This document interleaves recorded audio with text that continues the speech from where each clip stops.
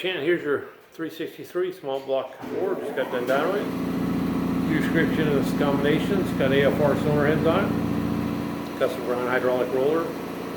Front sump oil pan. And it's got the March serpentine belt set up. Really nice. Make sure the alternator charges for you. And it's got Holley's new manifold. Really nice setup. Accufab throttle body. Obviously it's Holley Terminator X. Great system. Take you in there, show you how it ran. Alrighty, down the bottom, 30, let's see here, get it down. 35, 414 foot-pounds.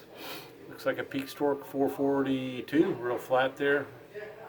And peak horsepower 510, rated at 530, front end's about 20, so everything's good. We'll get her off there in a crate. Come your way, have a great day.